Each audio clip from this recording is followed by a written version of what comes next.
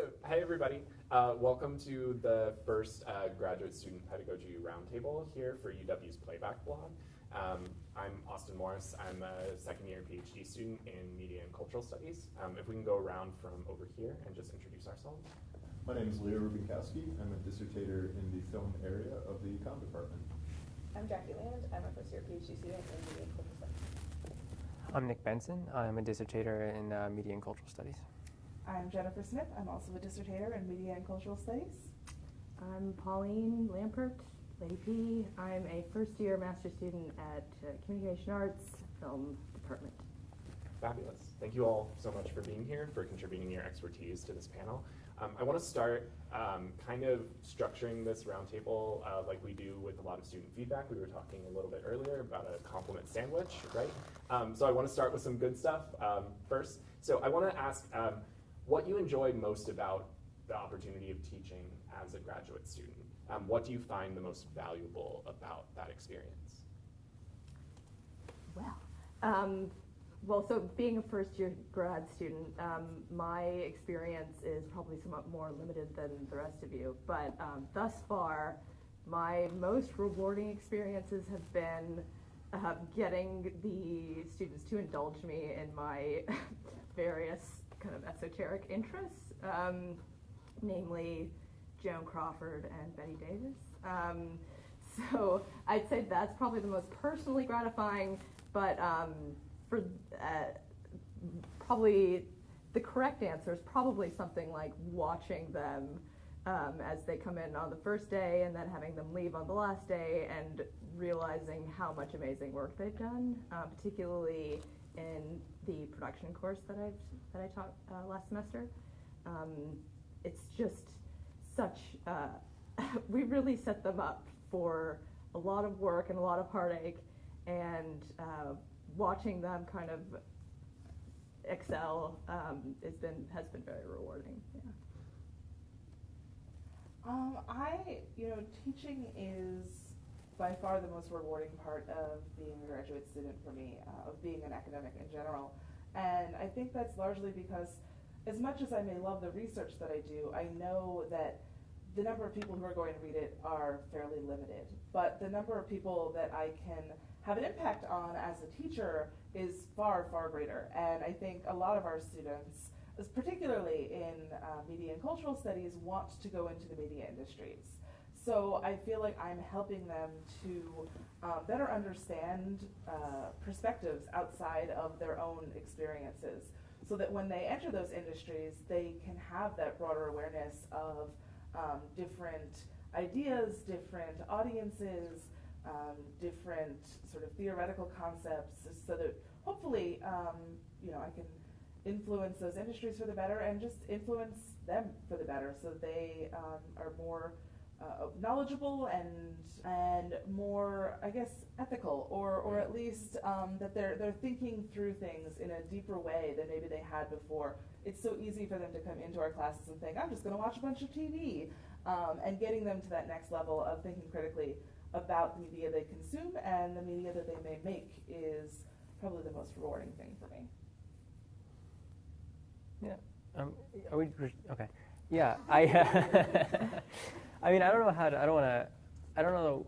I mean, those were all great answers, and like similar. Like, it's always great, like when you feel like you're, making them think critically. I mean, that's always like the goal, right? But I mean, I don't feel like, not that you don't always get. I mean, a lot of students, you don't always get to that point. That's like that's your goal. But I mean, I think even just like for me, it's always just rewarding to just be in a classroom of a bunch of young people and just kind of see like, what are they watching? What are they doing? I mean, like most people don't get that experience to like get to interact with people who are like 18 to 20 years old and like honestly like immersed in culture, and like you don't get that experience, I don't think, if you're not a teacher, right? So it's kind of just cool to just have conversations. I genuinely like to like end some classes where I just randomly talk about like a movie I saw. I'm like, anyone go see it? And then they're like, oh yeah, I saw the Avengers and it was great. Like, so like there's the pedagogy, like the teaching, but then also like just like getting to kind of, it also helps my research, I think, sometimes, because I'm like, oh, that's what they're into. Totally. And Yeah. given the fact that we're at a sort of large state institution that Yeah. is aggressively sort of courting international students in particular, Yeah, you right. get an opportunity to mash up a lot of student perspectives in class on their sort of like pop culture knowledge and their consumption. Yeah, right. Jackie, what about you? Yeah, I mean, I think I agree with what's already been said a bit, but a few things are different. I might add just, I think for me as a graduate student thinking about like the kind of position that we're in grad school where like you are a student, you're like still taking classes, but I think for me teaching has been like so key to like my sense of like having a professional identity and like needing to go in and have my act together in ways I don't always feel like, I mean, I hope to also do that in my experiences as a student, but I think you're required to do that more as a teacher. But I also agree just like the human element, like oftentimes research can be really like isolating or like you feel like it doesn't matter, who cares about this kind of stuff, but like when you like present ideas in a classroom and see how students take up some things or like they're totally, I'm not into that. I think just getting to see like how those things actually play out in conversations with students is one of my favorite parts, for sure. Yeah. Yeah, I would second, third, fourth, fifth, everything that's already been said. But sort of the most proximate answer to mine would be Jen's. Feel strongly that there's an opportunity to be just a personal, like human, someone moving through society type of influence on students in the way that my favorite teachers and professors and instructors and mentors throughout my childhood and undergraduate and even into graduate school, the way those people were to me. And some of that is certainly going into a classroom and being responsible for the transmission of information that all of us presumably find very useful in our own work, professionally, but also just for moving through the world. But just on a more personal level, I think that there's some value. I remember being an undergrad, having come right out of high school and going through college, and like there's more of the world when you're at that age and when you have the experiences you have and you are like suddenly thrust into a much more diverse environment, and some of the people that you spend most of your time around and listening to and hopefully taking seriously are the people who are giving you instruction throughout your four years or so. And so being one of those people, like there's an opportunity to push them in directions that they didn't expect to be pushed in. So television shows, books, media that I consume, and it works in reverse too. Some of my favorite things that I've watched and read and experienced over the last several years have come to me from students who are engaging, and all of this is organized around the course material. So it's most rewarding when I'm teaching a film studies course, right? Because that's where I have the most experience and where it's something that I think students already have some access to. But even teaching a course about public speaking, like there's opportunity for that because students come in and some of them really come in with a desire to express themselves, and to see them do that is rewarding. But the process of getting them to that point is this back and forth of I'm bringing my experiences to you when I'm helping you craft the speech, and I'm trying to help you bring your experiences to bear in writing the speech, and that sort of personal interplay is really rewarding, I think. Yeah, and I think it's a theme across several of these answers. There's a kind of personal investment that we take with students, or that we kind of have to as a result of our job being different from the lecturer, and it being different from sort of preparing that kind of material, preparing it for the actual sort of discussion section, but also our office hours where we're interfacing most of all with students. So I guess picking up on that thread a little bit, how do you manage sort of your time and your sort of investment with students as you are sort of like mentoring them and helping them figure out what is the best sort of course of action with students? How do you balance that with your needs on your time as a student and as a dissertator for those of us who are dissertators here. How do you strike up that balance, I guess? I can start. Yeah. It's substantially more difficult, at least in my experience, to do that while dissertating. Just because the enforced schedule of taking classes is a very easy structuring system. That I think speaks to my personality, that I enjoy just sort of fitting myself into that sort of schedule. And so being a dissertator, it's been more difficult to balance my own need to work, my own desire to work on my own things against the needs of my students. And the sort of simple fact of it is, as much as I'm here to work professionally, they pay me to teach. And so I also look at my students and say, like, here's someone concretely in need of something, and I can deliver that through office hours or through email correspondence, answering questions. And so I think that there's some risk without the structure, without the community of coursework to allow teaching to sort of take more precedence in the day-to-day life of an academic. I don't really have an answer to that, except to say to anyone watching who is looking forward to dissertating, it's great, but pay attention to your schedule and really, it's helpful to have other people around to look to and work off of, people who have gone through the process before, or your advisor, someone to talk to about that. But it's a tough balance to make, yourself versus your students. And it's nice to be a giving person, but you have to give yourself time to do things as well. Right. I'd like to echo that. I think Leo and I are the same person, possibly. Places at once. Oh no, it's that Spider-Man gif, right? Yeah. I'm as a dissertator, I find that with my dissertation, there's two people that I'm accountable to, me and my advisor. And being accountable to myself doesn't always work when I know that there are 80 students plus the professor that I am TAing for, who are relying on me to get the teaching work done, and who need me to do that.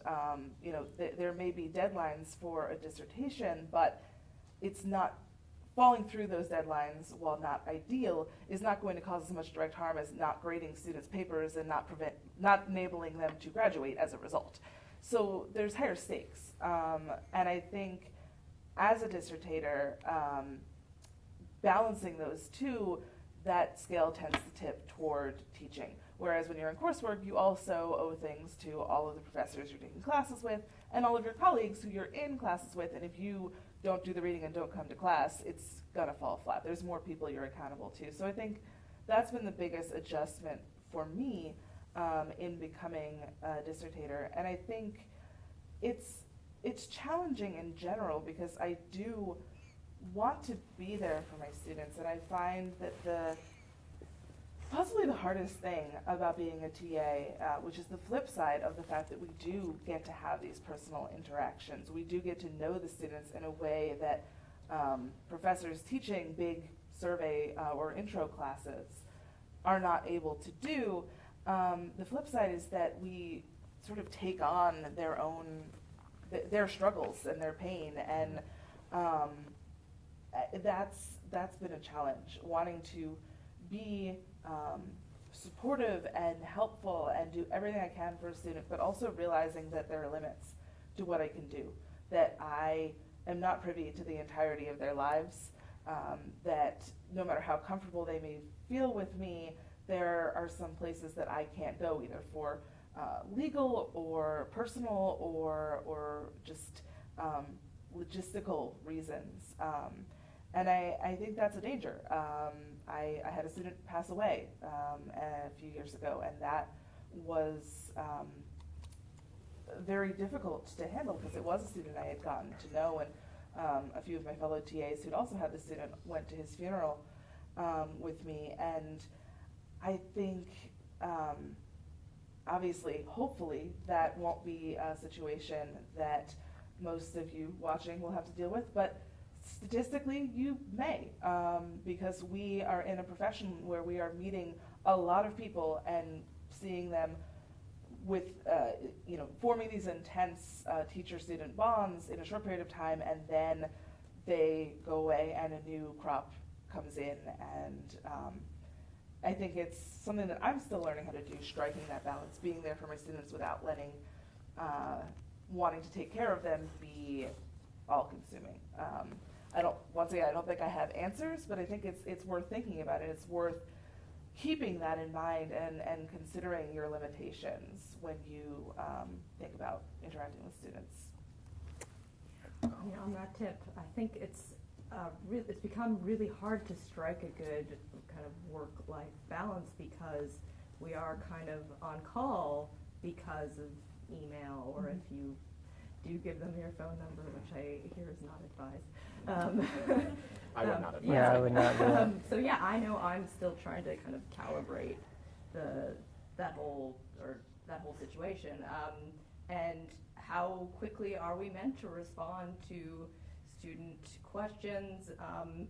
How emails alone can take hours if you have a really engaged class, in which hopefully you want to.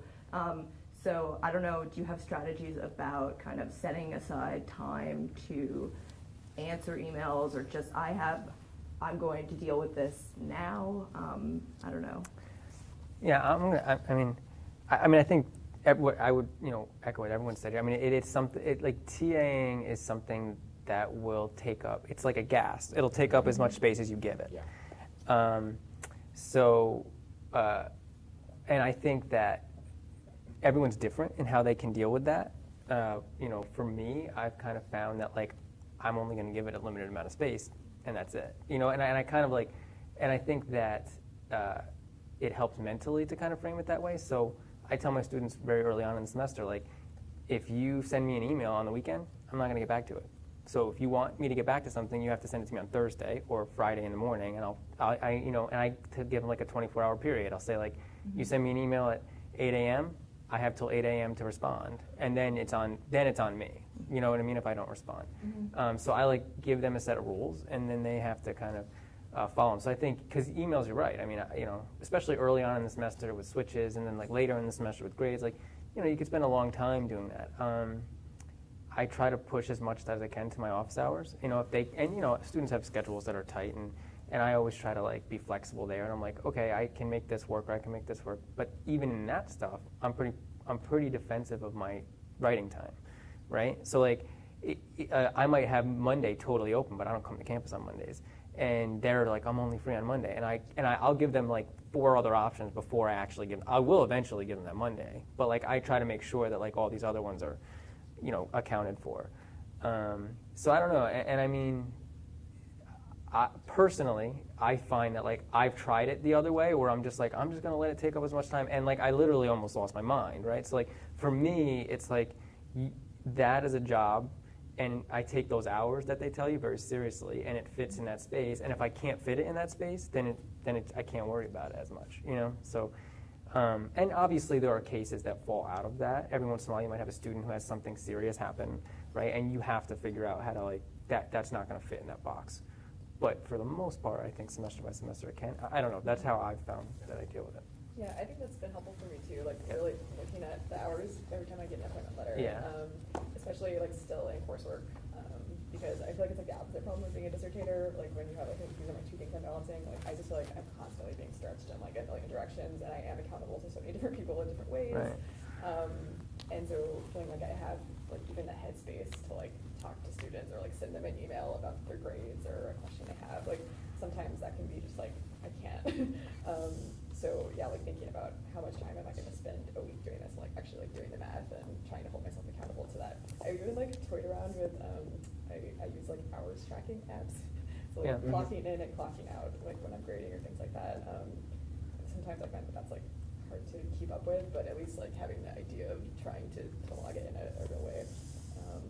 Well, That's sort of but I think that can be useful too, because we are given these appointment letters that estimate how much time it's going to take us to actually do this work, right? And on the one hand, that's what we're being paid for, and so it makes sense to like do the calculation based on that. On the other, most of the time, those calculations are kind of unrealistic given the things that we want to do for our students, right? Calculating 15 minutes per graded paper in terms of our workload over the course of the semester is pretty crazy given the depth of commentary that we sort of are asked to do sometimes on these papers. Right, and they don't account for like the email. Like, I mean, I don't think those things are as accurate. You know what I mean? No, yeah, no. and so They're even in admirable. terms of the box that I'm describing here, like Right. those are not probably the best gauge for how long it actually Sure. takes to do stuff. But yeah, it's a good starting point. Mhm. Yeah. Or at least, like, I think for me, yeah, even like the actual numbers that they give you don't often line up, but like sitting down early in the semester and just telling myself, this is how many hours I'm gonna try to spend doing this. Yeah. That can be like a little bit more realistic a way of doing it. But I also think, I mean, I think personally, as much as I do prefer situations where you can give lots of feedback, and I think I've had more experiences where that's possible when I've had like 26 students in a semester. Like when you have 80, like I think I'm not inclined to give as much feedback. Right. And I think that's a choice. I think in some cases people do amazing work with that many students, and I'm really impressed by that. But for me personally, and like trying to balance a lot of things, I'm just kind of trying to set like, this is how much time, like Right. literally the number of minutes I'm willing to spend on this. I mean, I've done that with papers where it's like, I mean, this semester I had 96 students, right? So like, at the end of the day, I did the math and how long it would take me to like grade some assignments, and I just had to set a timer. I'm like, by the time that timer's up, I have to finish up feedback, because if otherwise this will just take forever. So you just kind of sometimes have to, I think, set those hard limits. But then also, it is helpful. I find this even just my own work.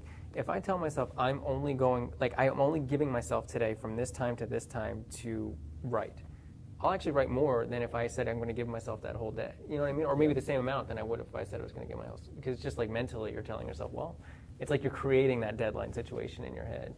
So, I don't know. That makes sense. I think I'd also want to say that I think in our department at least, we do get those letters saying how much we're expected to work, and I think most of the faculty endeavor to make that fairly accurate. And I know at other institutions that may not be the case. You know, the fact that we still have at least the vestiges of a union, even if it isn't automatic membership as it once was, I think there is recourse for keeping our hours in check, and I have sympathy for people in other situations Yeah.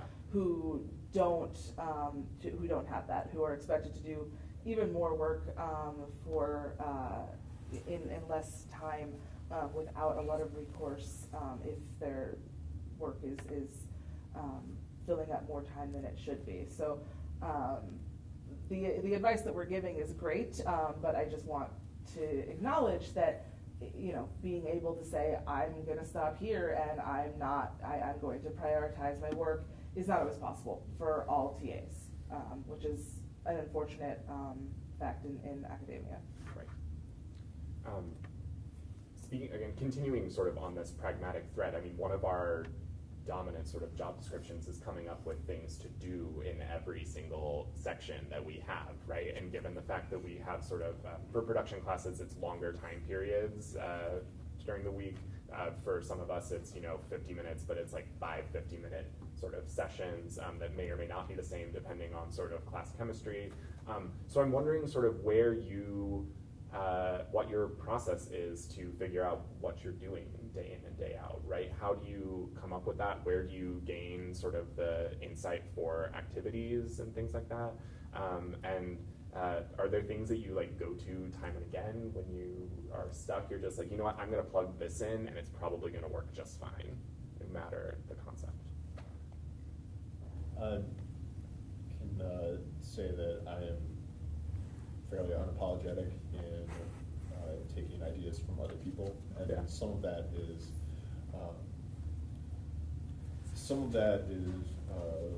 born of the course that I've spent the most time teaching, the Introduction to Speech Composition course in the Common Department is where most of us start and then, return to off and on Right. As they give appointments over the course of our time here. Over the course of our time here. And in that course, there's a heavy emphasis on collaborative processing of assignments Yeah. and coordinating how we're grading things. So there are regular staff meetings, and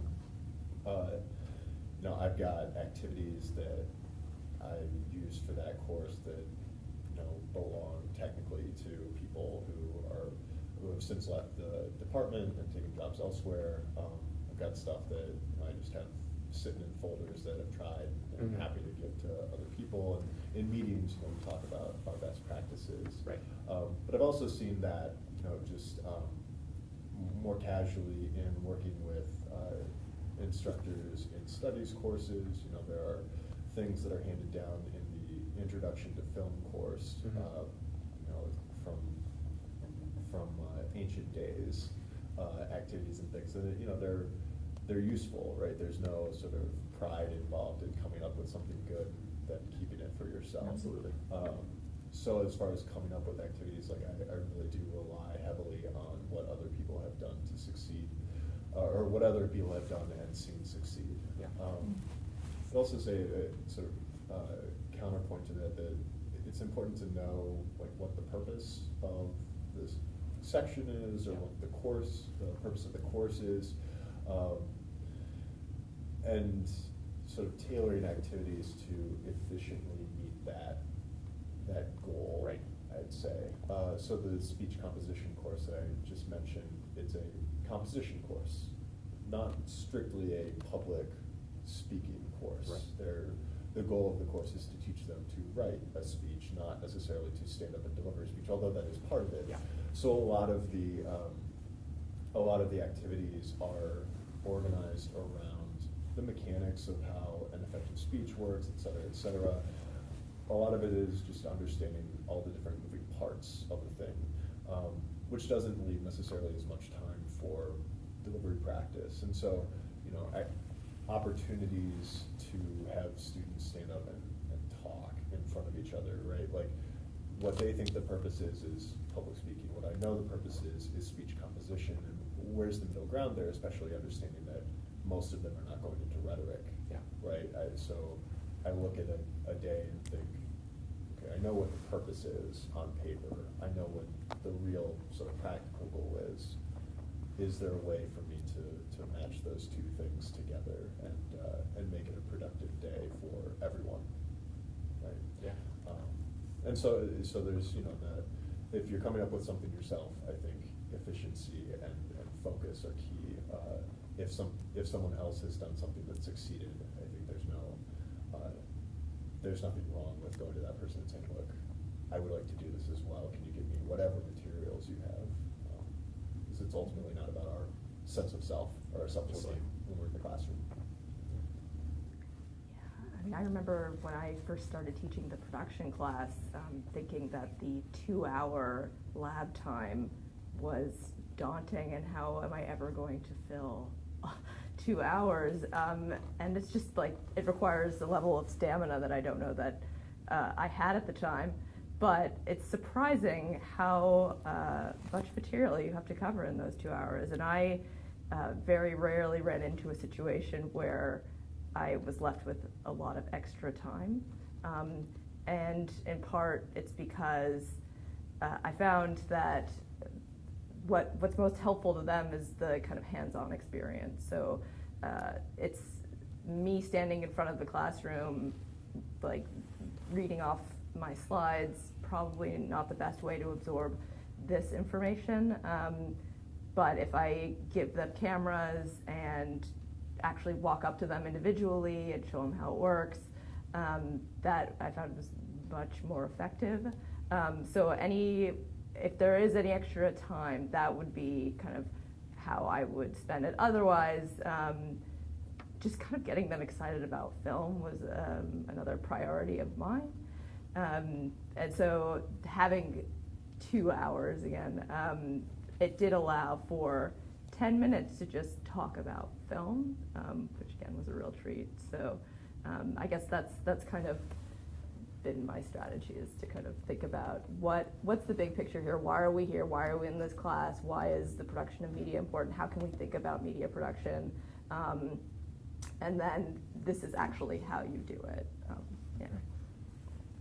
I mean, I think just building on both those things. I mean, I think one thing to just add is, a lot of us teach discussion sections, right? So they're getting a lecture. So CA 100 or public speaking is a little different because they don't actually have an instructor. So you're actually like giving them information and then helping them like workshop through it. Whereas the discussion section, like in the lecture, hopefully they've gotten a lot of the information through the readings and stuff like that. So your job's a little different. So like I always try not to turn it into just a second lecture because I already got that. So like I try to make to me that section is about them and getting them to kind of take some kind of ownership over the ideas. Does that make sense? Where like they get to kind of feel like they're generating them themselves. But it is difficult. Like I even find something that worked one semester doesn't necessarily work the next semester, and I don't always know why. But I always start by having a conversation with like the instructor, right? Like of the course, and saying like, what is the thing that you want them to get out of this discussion section, and then kind of like working back from there and thinking like, well, how do I understand that thing? Like, is there an example that I find helpful? And then thinking like, what are they watching? Like, how can I, and you're just trying to figure out how to work from there. And then usually my discussion sections are based around not in like a series of bullet point information, but like a series of questions. And I try to like see if I can work them to like an answer that I want them to get to without them realizing that's what you're doing. And that actually is, I don't know if you guys have any answer. I find that really hard because each section's different, and like some section will get exactly to where I want them to get like 15 minutes into the class. I'm like, okay. And then other sections, like I'm got 3 minutes left and they have not gotten there yet. So it's like, I don't know. It's kind of a balance of figuring out how to do that. I don't know if you guys want to speak to that. I mean, I have a few things that sort of jumping off of that. I think the conversations with the professor are maybe the most important thing, especially the first time you're teaching a class. The last thing you want to do is plan a section, then go to the lecture and realize you're going to be regurgitating the lecture when you go to section, and being sort of blindsided because then, especially if you're teaching a section right after lecture, you have no time to change it. So making sure you know what the professor is going to do, what they expect out of you for the section, I think is really helpful. And then, like you said, finding examples. I think the best piece of feedback on an eval I ever got was in-class example game strong. And I think that's important. You want to be making it feel relevant to the students' lives. And I think as we get older, that gets harder because our points of reference are not the same. But I think it's worth doing a survey at the beginning of class, asking them, what do you watch? What are your favorite things? Or finding a way to relate it to childhood nostalgia is like this go-to thing I always use. So if you can figure out what age approximately they are and therefore what they would have been into, like I've been teaching an internet studies class for this past year, and you just mentioned Club Penguin, and these kids light up. I'd say kids, they're adults. But the kid within them lights up at the mention, and then all of a sudden, okay, you're on solid footing, you're talking about things that they understand, and then you can make them look at those things with new eyes, look at them more critically. And I think that's often my go-to strategy in any class.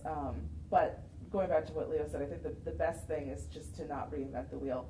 Get as much material as you can from people who've done it before and pay it forward. Yeah, I would agree. I think, I agree that just talking to professors is like the essential first step, but I think in all of my teaching experiences, like getting the materials from previous TAs who taught the course or having conversations with them about what you do on this day or did that work. And then also I think in terms of like picking examples that are really relevant and useful to them, like taking those materials that you get from a previous TA and then thinking like, okay, what's the kind of spin I can put on this, or like how can I update it for this semester in particular? So I feel like I'm trying to do that a lot.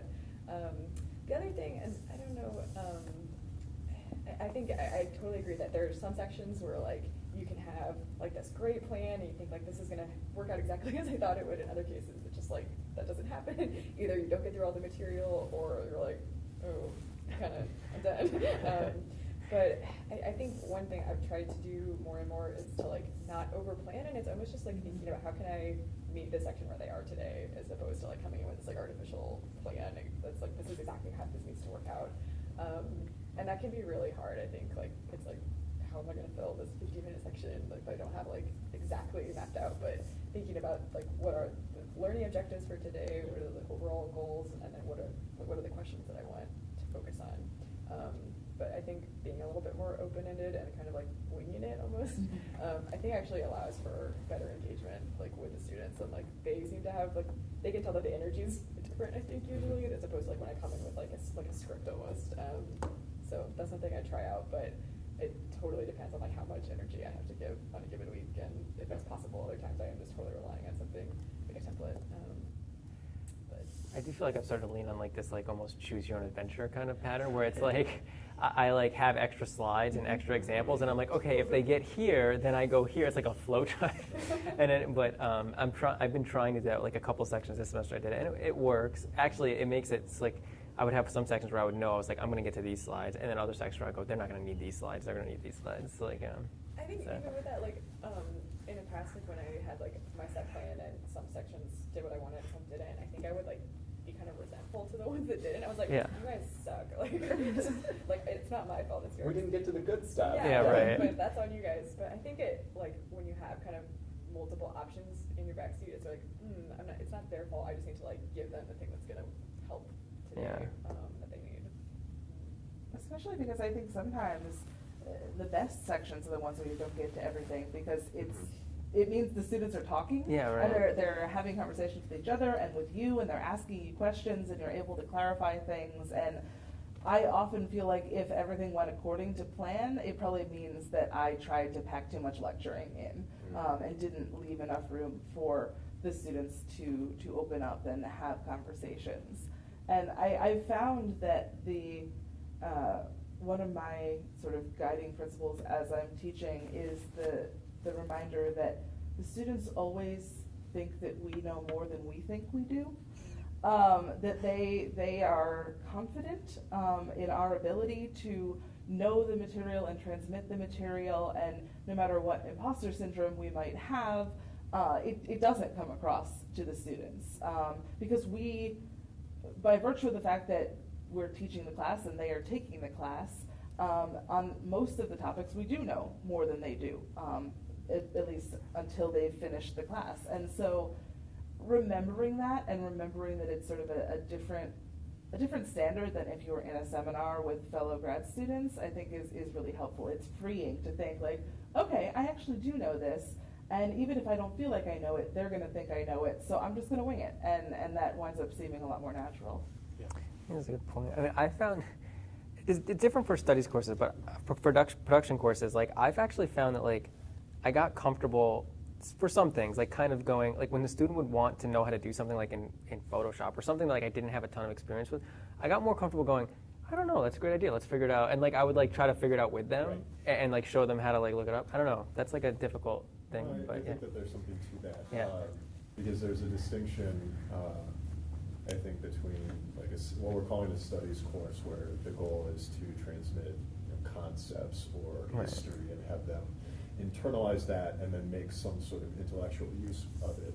Yeah. And what I've come to think of as skills courses, Right. which are the production courses and the public speaking course, where they learn how to execute a thing. And in studies courses, the process of execution all happens behind the scenes. So you may say, I don't know, but let me think through it in front of you and go through the different options, interpretations, conceptual frameworks that I would need to pull into play. But most of us probably do not do that. We just think of an answer that seems good. Whereas in the skills courses, it's less about, the end product is what we ultimately grade. Mm-hmm. It's what they ultimately produce. but the valuable content from the course is process. And so if they ask a question and I don't know the answer of how to get to it, I'm more than happy to let them see the gears turn, because that's really what I want them to internalize is, okay, what's the thought process, or what's the, how do I organize all of the different things happening in my head right now to arrive at something workable. And so yeah, like in studies courses, maybe there's less of an impulse to say I don't know, because you can find your way to the answer, right, or an answer. Whereas in the skills courses, I think it's much more acceptable and even, I would say, encouraged to say, I don't know, but I bet we can figure it out, because I'm going to demonstrate to you now how you would go figuring that out. right. And I think, like, going off of that, I think sometimes there's value in saying I don't know in a studies course too, if it's not in your wheelhouse, and especially if it may be in a student's wheelhouse. Oh, yeah, absolutely. When I'm teaching internet policy, I will get some questions, or teaching about copyright and intellectual property. I'll get a question and I'll say, I am not a legal scholar, I do not know the answer to that question. But if a student has taken some classes where they would know the answer to that question, that gives them the opportunity to come in and say, this is what the answer is. And then they get to feel good, and I gain more knowledge, and I like when my students teach me things. So I think, like, if it's not something that you can talk yourself into an answer about, I think it's just as valid to say, I don't know. These are the reasons why, and this is totally worth looking into more in a studies class. Okay, well, maybe this can be a lightning round if it's not an involved story. I want to hear, given that we've just sort of talked about things that we do in section, I want to hear about a time when it was like really successful. Like, what's your best section success story, or like your best story about like getting through to students and you were like, they got that. I really did a great job helping them get this in this section. Silences. I know. Well, we're in their contemplative silences. I just think I don't know, I was thinking about this before, and it was like, I know that there are sections where like I felt good afterwards, but like I don't know, like a section doesn't stand out to me like that went great. And sometimes I think it's hard to judge, like, did it go great to me? Like, did I just really love all the examples and thought it went wonderful, or did they actually take anything from it? Yeah, I don't know. It's really tough. Okay. Yeah. I think the measurements of success, or like what a good section looks like, I feel like there are just different things that I'm looking at. Like, on one hand, the sections I have the best memories of, especially recently, are like times when I was just like, this conversation is just going, I'm barely doing anything. Like, they're talking to me, they're talking to each other, like, and that tells me that, like, okay, like, the work of early on in the semester, trying to make everyone feel comfortable, and, like, showing them that, like, I'm not just, like, this talking head that they are going to be, like, subjected to, like, the mind might be to be engaged, is, like, paid off. So, like, that's one marker of success for me, is just seeing, like, okay, I've created a good atmosphere where, like, everyone's pitching in, or, like, almost everyone, and that's good. But I think also, there are, like, some sections that I just always remember, like, okay, I was on that day, like, I knew my stuff, like, I was asking good questions, like, I felt really prepared, so I think that's also just, like, keeping in mind, like, when I show up at my best, too, but, yeah, it's like, how do you know if you, like, got through to them or something? Yeah.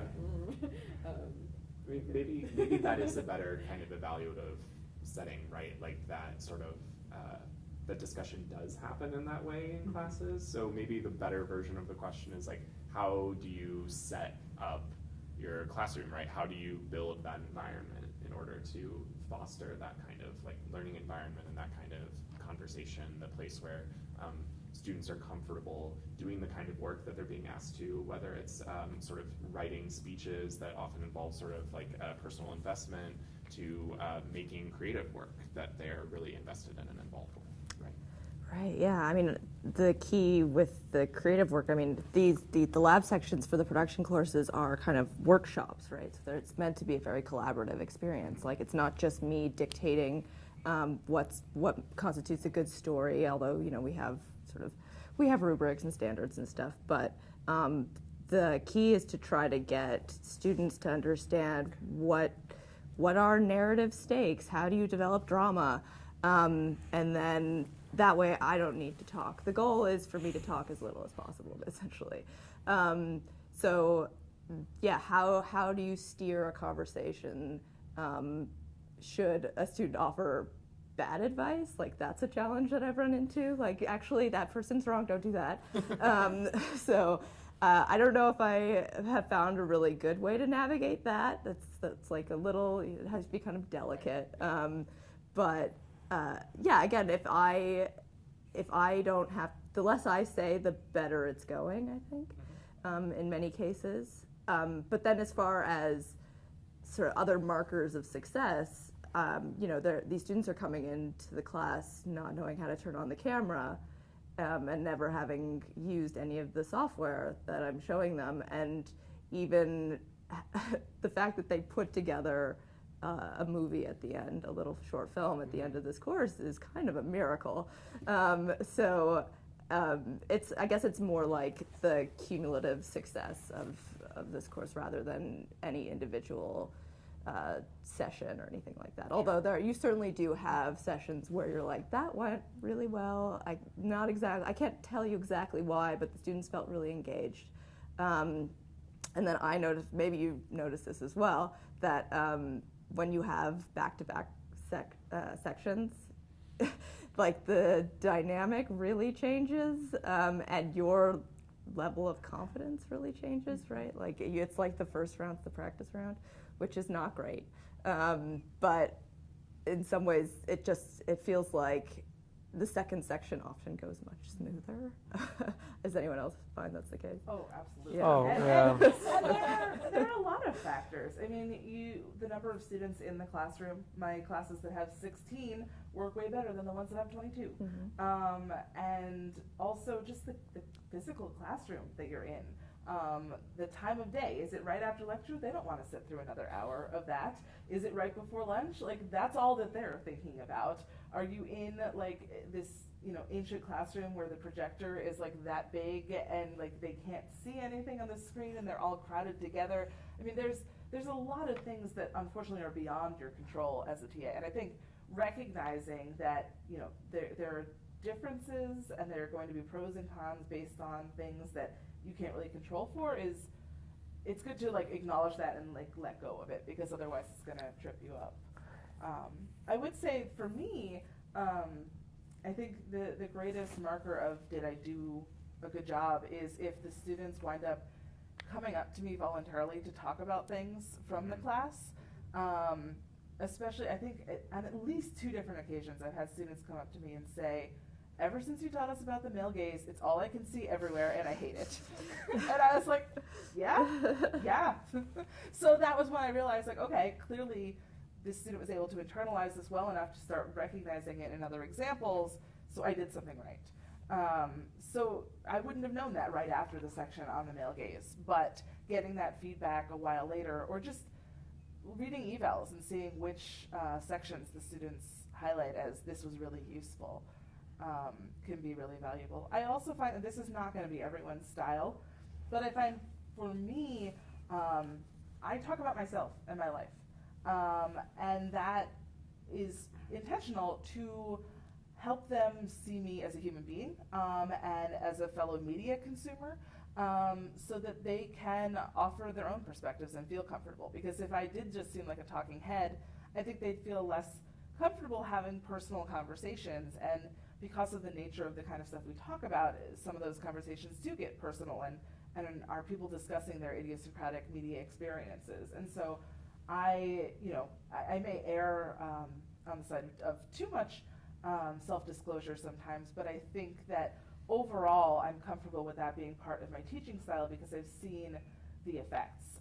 And I, as someone who has some media industry experience, I think that that's always what the students wind up commenting on my emails, saying, like, talking about your experiences, being brutally honest about the problems in the media industries was really valuable. So if you've got any kind of outside experience beyond teaching to bring into the classroom, do it. It can't hurt, and the students will learn from that as much as they do the explicit course material. Even just referencing, like, I went and saw a movie that they probably saw, like they go, whoa, you're a real person too. Like there's that like weird moment. Like, Second, Jim's comment about Yeah. trying to be a human being in front of them.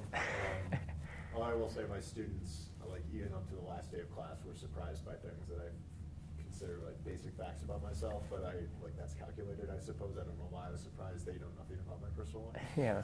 But they do know that I watch like Netflix and like a lot of TV and things. So coming in, I also think that it's important, at least to me, as a choice about attitude, that I take an interest in their lives, at least in a cursory way, and it's much easier with a smaller section or with a smaller number of total students, of course.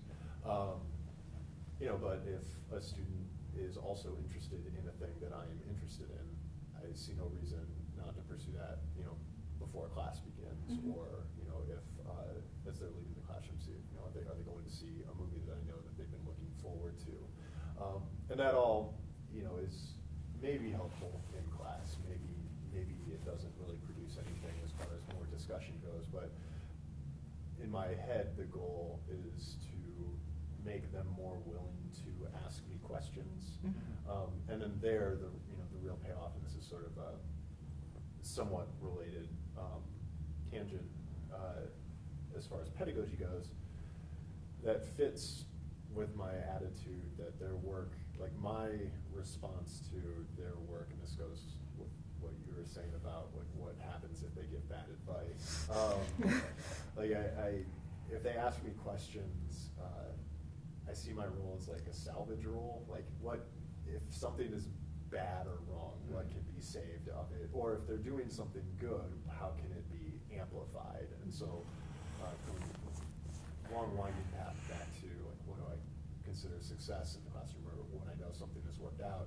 Like, if they're able to take an idea that they had that did not originate in classes, goes back to what you were saying, and then they were able to fit it to the class, to make it work within the confines of an assignment or within the confines of a discussion. Like seeing that happen and seeing them bridge the gap between what their interests are and what I need their interests to be for the course, like that's very satisfying, because I haven't like tamped down on something. I've allowed them to like take what I'm trying to teach and apply it in a way that maybe they take with them after the semester is over. So that's sort of having that attitude that my goal is to help them succeed, not necessarily to succeed just in the course, but to succeed in making the course applicable for themselves. And I also think, sort of jumping off of that, in terms of one-on-one interactions, I think sort of informal feedback, I think can be really useful. So if a student was like really chatty that day in class, especially like if no one else was and they were the one kind of saving your bacon, saying like, thank you, I really appreciate your contributions. Like that, I think that's meaningful. I think if I were a student, I would want to hear that. Or, if they wrote a joke on like one of the answers of their final exam and embedded in an actual like correct answer, say, that literally made me laugh out loud while I was grading. Thank you for that. I think, that's not the kind of stuff that's necessarily going to come out in your official grading feedback for them, but it can be valuable for just making them realize that you think of them as humans and you're grateful for the interaction that you have. I also, just the point about like wanting them to ask you more questions in class or that kind of stuff, I think just like especially in media studies classes, like studies focused courses, where like oftentimes our goals is to teach like critical thinking and media literacy. Like so much of that is about like them like having a questioning mind and not just like me like didactically telling them what to think about stuff. And I think this also kind of connects to what we were talking about earlier with the kind of like saying you don't know something or that kind of stuff. I think I always try to create an atmosphere from day one where I'm like, we're kind of like co-conspirators. We're gonna like figure this out together. And I do talk about myself as a student from day one and tell them like these are like the kinds of things I'm interested in. I mean, we're gonna talk about all kinds of things in this class, but like I have certain things that I care about a lot, and we'll be happy to like explore with you. You're gonna have different interests too. Like we're all gonna kind of carve out a niche somewhere in this. And I think that can be helpful just to like allow them to feel like, again, that like sense of ownership, like these are the kind of things that I'm really excited about. It's not gonna be everything in the course probably, and that there's not like always right answers. Like there are like concepts I want them to know what it means, but more often than not, we're like figuring it out together as we go along. So I think that's something I try to set a sense of attention on. Yeah, absolutely. So in addition to students, the other sort of key figure in the running of the class that we interact with all the time is obviously the instructor, right? And we're sort of asked not only to execute some vision or like help to get students to think about key concepts from that week in our discussion section, but we're also witnessing them in front of the classroom most of the time, sort of giving some kind of advice and feedback and input. So I guess, what have you learned from the instructor of the course, from the professor, about pedagogy through observation or through conversations, in terms of sort of like doing specific kind of like activity design, or just in terms of like how to help students approach the key concepts of the course, or self-presentation maybe, I don't know. Well, it's been really interesting to see the differing approaches of the two course instructors that I've worked with. In my first semester, I taught the intro to speech composition, and that is just really regimented. Like, you know exactly what you're meant to teach on any given day. You know what your goals are, and if they're not met, you're gonna have to answer to the course instructor. Whereas the production class, you really allowed a lot more freedom. You know, it has its pluses and minuses. Sure. You know, especially if it's involves teaching a technical skill that you may not have as much, you may not be as familiar with as you should. Like you really do have to kind of take it upon yourself to learn those skills. But as far as like which method I prefer, it's tough to say. Yeah, I don't know. I mean, I'll guess I can put it to you guys, but I think that I actually kind of like the more regimented approach. Like, I like knowing exactly what the goals are for any given day. But I will also say that, as we discussed previously, I have so relied on the wisdom of TAs who have taught the course before, and that has just been so helpful. So we are all kind of in this together, right? Sure. Yeah. But I think there needs to be I mean, Jen, going back to something you said before, like, if you get yourself in a situation where like you're on a different page with the instructor, then and you find out like they are lecturing on what you thought you were going to be, like, that discussion section is inevitably going to be really bad, because they're kind of like, we just learned this, why are we doing this again? You know what I mean? So I think that I personally like it to be a little more regimented too. Like, I like to make sure that like this is clearly what's going to happen here, and this is clearly what's going to happen here, and then, you know, but then within that box I can kind of, you know, move around. But going back to boxes, but yeah. So I don't know. I don't know if anyone else has different ideas about that.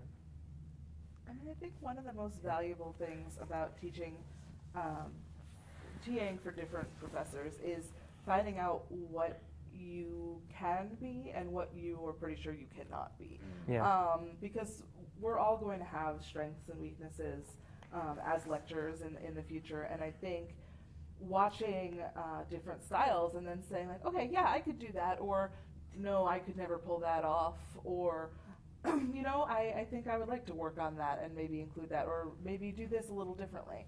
I find that the first time that I'm teaching a class, I will, you know, be taking notes along with the students, obviously, because I haven't been in the lectures before, and I'll write little notes to myself, like, oh, I'm not sure I would have used that scholar there, I would have done that.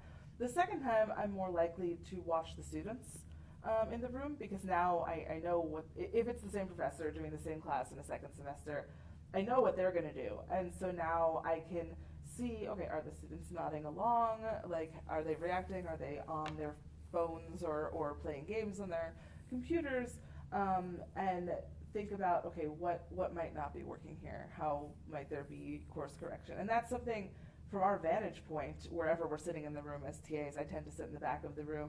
We have that privilege, whereas the lecturer is on and can't be paying attention to that kind of thing. And there's going to be different styles, and it's not necessarily a better or worse. I've greatly enjoyed TAing for Jonathan Gray, but his style of PowerPoints with basically just pictures and no words whatsoever on them is not something I could do.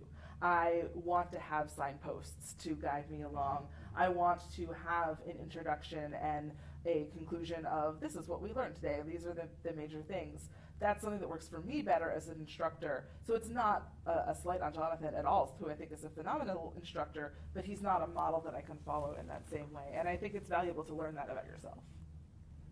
I think something else that I'm sort of looking back at careers since I've been in the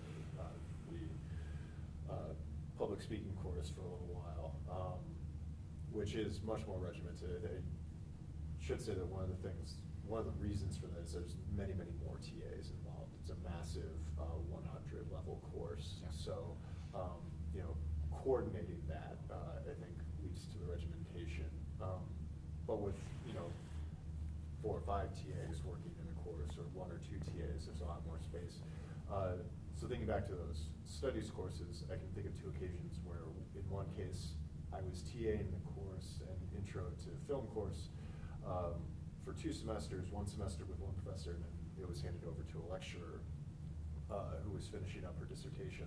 And then in the other situation, I had taken the course previously, and then I think a year later, maybe 2 years later, I was TAing the course again with a lecturer so in both cases, from one semester to the next, from one experience to the next, the course wasn't itself wildly different because the focus was the same, but I got to see 2 sort of wildly different sets of screenings and examples being used. And something that sort of came out of that for myself is just the importance of balancing the needs of the course against the need for just personal interest in the course as the instructor. There's something to be said for picking examples that you like, right? Mm-hmm. But there's also something to be said for picking examples that are very obviously instructive. Mm-hmm. And so, using, for example, the Intro to Film course has been using His Girl Friday from time immemorial. And I think that, students come in, it's an enjoyable film, but maybe as time passes, if this is possible after 60 years already, students are less and less familiar with that film or with that style of filmmaking. And it's not like a diverse cast. Like I also work at the Wisconsin Union, and so I interact with undergraduates in a capacity entirely separate from the classroom. But I do hear, because those students are taking media courses, I hear their concerns about the examples that get chosen and how representative of media industries and of society and culture those examples are, which makes me think, how representative they are.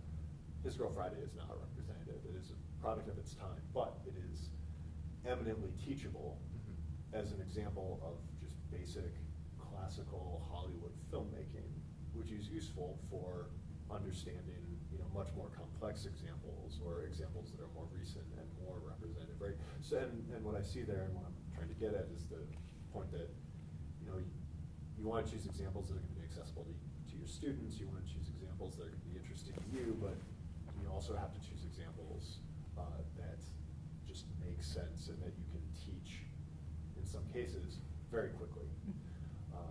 And balancing out, I don't have an answer for this. I don't think there's an answer, but that's one of those concerns about being an instructor where, I'm teaching,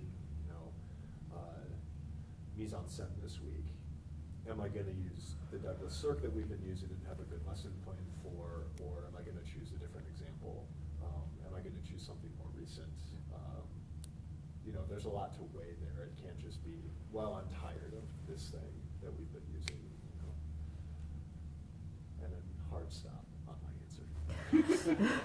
So my final question is, we all now have some teaching experience under our belt. So if you can look back at yourself as a new incoming grad student handed a sort of teaching assistantship for the first time, what are you telling that bright-eyed, bushy-tailed graduate student who is about to be really, really tired and needs to invest in some stock in espresso? Go back and rewatch Boy Meets World and look at how Mr. Feeney did it. Really? Man, I don't know. Are we done? I mean, because that's the best answer. Mr. Feeney is my teaching icon. Oh. Yeah, don't tell your students you love them in front of them. Wait until they've left the room. Yeah, right. That aside, I mean, I know. No, I've got something to say. Really, my first year teaching, I was coming straight from undergrad. I had no teaching experience. I'd done some like writing tutoring on the side, so I was like, I can do something at least. But I was really nervous about it, and like wasn't sure how I was going to be able to project that I'm like 2 years older than them, or that I know more than that. Like those kinds of things were real concerns. And one of the dissertators at the time, Alex VC, told me, she was like, so I think about like that applies to so many different parts of my life, but she's like, the more that you do it, it's like not only does your best get better, but your worst gets better too. And I think that is just like very, very helpful advice, because I think you can be really hard on yourself and like, why am I having shitty I cussed, I'm sorry. Why am I having bad sections? Or, why does it seem like I'm, I don't know, not what I think I should be in the classroom. But just being like the more I do this, it's gonna improve, and I think that's been true. Like I've been teaching for 3 years now, and I can tell that there's a huge difference in terms of like how I am in the classroom today versus how I was like my very first time teaching. Like there's just some things that I think you can only get out of actually doing it and having the trial and error, and having sometimes where you bomb and sometimes where it went really well, and thinking about it afterwards. So just doing it and like going with the flow and practicing. That's Second, all of that, maybe add to it that, they don't know that you're only 2 years older than them. And this was something that, I thought about when I was first teaching. And because they don't know that, that gives you a lot of leeway. And it's tough to just walk into a space and not let those jitters get to you, and to just sort of put on the facade of confidence. But something else that sort of goes hand in hand with that is, and I think so, or I take this seriously for myself, I try and enjoy myself while I'm teaching. It's an extremely qualified bit of advice, but at least one person should be entertained by your section, and if that person has to be you, then so be it. But it can be fun in games. It can't be all fun in games, but some part of it should be fun in games. Yeah.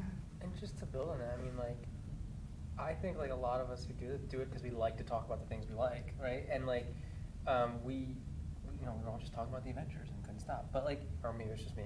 But the point is, like, sometimes when I feel like I'm so tired and I'm like, I'm like, well, I get to like talk about fun things, and like these people have to listen to me for, you know what I mean? And so, I don't know, just that idea of just like taking the pressure off of like, this has to be like this thing where I change their minds, and like, it's just like, I get to have a conversation with people and they have to kind of talk back to me. I don't know. Yeah, I think that's a good way to take pressure off. Also remember that it ends. Like the section is going to go away, and all that's left is the notes that the students took. It's ephemeral, and I think that makes it in some ways less scary than submitting a paper for publication or something like that. It's not lingering in the air. It's gone, and you'll try again next week. And by the time the end of the semester comes around, they're not going to remember that one bad section. Mm-hmm. I would also, I think the number one piece of advice I'd give my past self is to remember that your students aren't you. I think we are all graduate students, which means that we did well in school, that we are voluntarily doing more of it. And that's not necessarily true of our students, especially because increasingly students are expected to go to college in order to do anything in the workplace. So there are going to be students in your classes who don't care, who are just trying to get by so they can get their degree. There are going to be students in your classes who just have life experiences so different from your own that you're not going to be able to put yourself in their shoes necessarily, but you still want to respect those differences and try to accommodate them and teach to them as best you can. So I think recognizing your own limitations, recognizing the fact that your experience is not universal, and then trying to compensate for that is one of the most important things. And also realize you're not going to reach all of them. There are going to be some who completely forget about everything that you've taught them, and it's okay, because there are going to be others who do remember, and that's what matters. Yeah, I guess I would tell myself, kind of jumping off what Leo and Nick said, that I just try and remind myself this is such an amazing opportunity. And when I think about all the other jobs I've had in my life, and how in some ways they were much easier, but so much less rewarding. And we are all extremely lucky to do this, even when it doesn't feel like it. When we're swimming in emails or grading and have to turn around, there's some tight deadline or whatever, just generally trying to keep that in mind as much as possible. I think that is one of the, I think that's what I'd tell myself. And also, a lot of it is about kind of adopting a posture of kind of expertise, and even if it's just a posture, it's okay. They don't really know that. And reminding myself that even if it doesn't feel like I'm an expert, I certainly know more than they do. So that's just been kind of a recurrent kind of mantra. Just, you know more than you think you know. So, yeah. Well, thank you for lending your expertise to this roundtable. Thank you all for lending your expertise in being graduate teaching assistants to this roundtable. And thank you all for tuning in to the Playback Graduate Student Pedagogy Roundtable.